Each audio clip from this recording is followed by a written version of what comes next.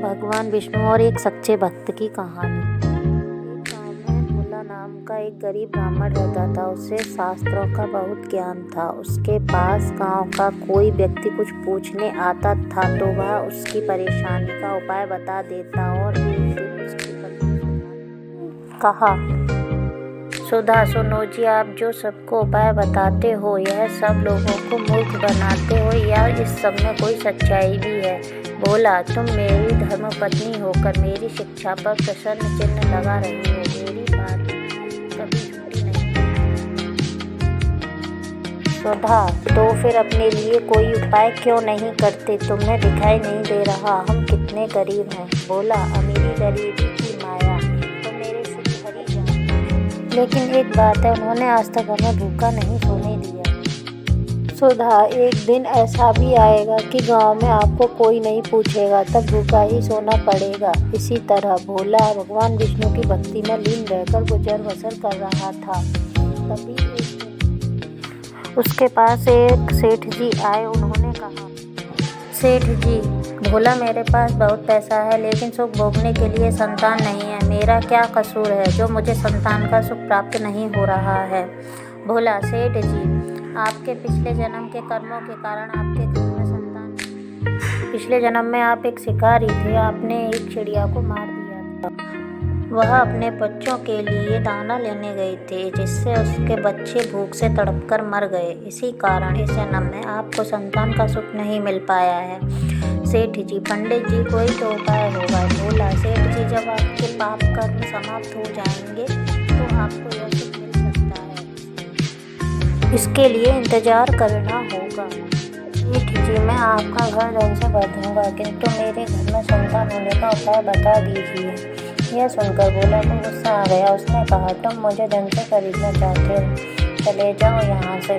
उसके जाने के बाद सुधा ने कहा, सुधा, जब वह सेठ धन देने को तैयार था तो तुम्हें क्या हो गया था? उसे उल्टा सीधा कुछ भी उपाय बता देती।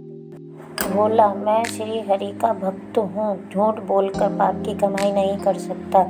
यदि तुम्हें मेरे साथ रहना है तो रहो, नहीं तो चली जाओ यहाँ से। यह सुनकर सुधा को बहुत गुस्सा आया, लेकिन वह कुछ नहीं बोली और चुपचाप अपने घर के कामों में लग गई।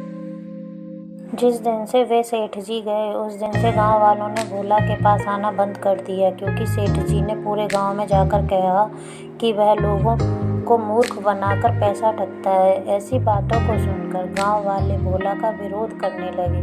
कुछ समय के बाद भोला और सुधा की भूखे मरने की नौबत आई। तब सुधा ने कहा, मैंने तुम्हें कितना समझाया, लेकिन तुम तो अपने विष्णु भगवान के चक्कर में पड़े रहो। अब जब हम जिंदा ही नहीं रहेंगे तो भगवान जी की पूजा कैसे करोगे?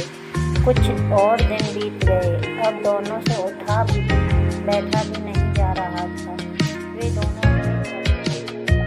वे दोनों अपने घर में लेटे हुए थे। सुधा, लगता है अब मरने का समय आ गया है। भोला, मुझे तो लगता है भगवान से मिलने का समय आ गया है। तू भी आखिरी समय में भगवान श्री हरि का ध्यान कर ले। भोला और सुधा दोनों ही श्री हरि भगवान विष्णु का ध्यान करने लगते हैं। उसी समय भगवान श्री हरि विष्णु उन्हें दर्शन देने के लिए प्रकट हो जाते हैं। भोला, भगवान, अब तो हमारे अंदर इतनी भी हिम्मत नहीं है कि आपके श्री चरणों में प्रणाम कर सकें। अब तो आप हमें अपनी शरण में ले लीजिए। भगवान विष्णु, तुम मेरे ऐसे भक्त हो जो बिना किसी लालच के मेरी भक्ति कर रहे हो। इस कारण तुम्हें इसी संसार में रहकर धर्म की शिक्षा लेनी है। तभी भगवान विष्णु की कृपा से भोला और सुधा दोनों पूर्ण रूप से ठीक हो जाते हैं। दोनों को भगवान विष्णु आशीर्वाद देते हैं। विष्णु जी, मेरी कृपा से तुम्हें अन्न धन की कमी नहीं होगी। आज से तुम्हारा केवल मेरी भक्ति करना है। ऐसा कहकर भगवान श्री हरि अंतर्ध्यान हो गए। दोस्तों, इस कहानी से हमें यह शिक्षा मिलती है कि हमें अपने काम को पूर्ण निष्ठा और ईमानदारी से करना चाहिए। धन के लालच में पाप कर्म कभी नहीं करने चाहिए। दोस्तों, अगर हमारी कहानी आपको पसंद आई तो लाइक, शेयर और सब्सक्राइब करना ना भूलें और बेल का आइकन को दबाएं।